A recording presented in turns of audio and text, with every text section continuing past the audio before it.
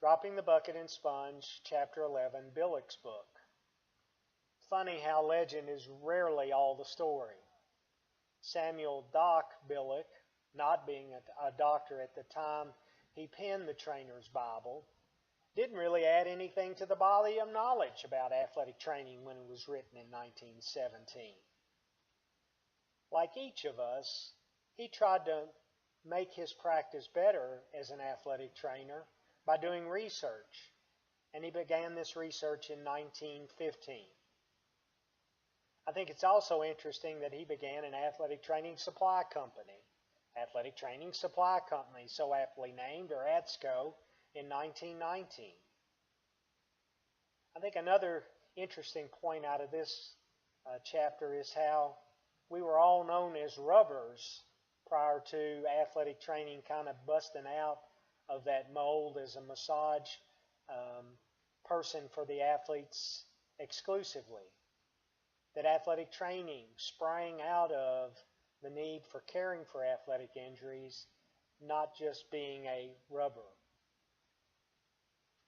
Like we all should be as a leader, Matt Weber says he promoted athletic training and its advancement throughout his career, writing several additions to the book as he grew in terms of his experience and aged in terms of his wisdom. It's interesting, too, that he sponsored the first EATA meeting in 1949. An association and meeting they proudly will let you know is older than ENATA and its own convention. Doc Billick is in the inaugural class for the ENATA Hall of Fame, and I think that speaks to his contributions to our profession and association.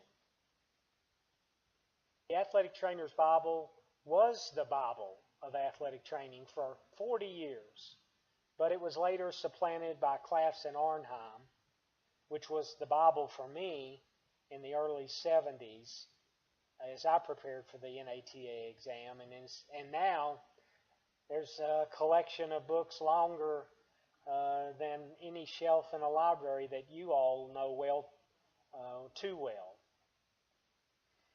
It's interesting, I think, too, that you can chart the advancement of knowledge and practice by looking at the book and its subsequent editions. Billick demonstrated the leadership in what he did by writing the book when, in the second edition in 1916, he included the following disclaimer, quote, "I've done the best I could under the circumstances. I ask for leniency in criticizing the composition, but have no apologies to offer for the contents. The additions I've made should prove of value to the trainer," end quote. I think his leadership was the willingness to go out there alone and publish a book on such a new profession and risk ridicule from his co-workers across the country. As I continued to read in the chapter, I really enjoyed some of the things that were listed in the index, like arc light, biliousness, intestinal auto-intoxication, nocturnal emissions, I hesitate to guess what that was, and water on the knee. Like seeing that he recommended a pre-game meal no sooner than 3 hours before a game is something on the other side of the coin that did show how much he studied and how today the typical pregame is about 4 hours before game time. Not that much different than his recommendation. His explanation of what an elastic bandage does was perfect to me. Not much good for support, but helps with swelling.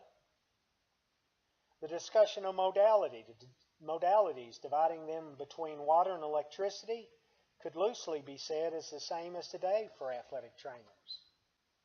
On the other hand, seeing how wrong he and everybody else was about water shows that we are never where we should be, and that science will always continue to add to our ability to do a better job. Imagine going into a practice today and forbidding water for the athletes. I don't think we would keep our jobs long. As someone who worked for over 25 years at a mid-major where we never had any money, I also could understand him having a rule against cutting uniforms. I'll never forget the coaches would get really angry at me if I had to cut a jersey or a pair of pants. So before I did it, I realized that it had to be my only choice, and of course when it was, I didn't mind doing it. How about the concept of spending more time and effort with the starters than the scrubs, as he put it? I don't think that would work today. How about the concept that you never rested an injured joint? Those poor athletes probably suffered long and hard before, during, and after their careers. I think it's enlightening, too, that concussions were big then, too. In spite that no return to play recommendations were made by Dr. Billick. I think it was as unknown then as it was and is in so many ways today as we continue to study concussions and the ramifications. I find it interesting that he called special attention to concussions. His advice at the end of the chapter is as true today as ever. A real leader is willing to speak the truth and guide others.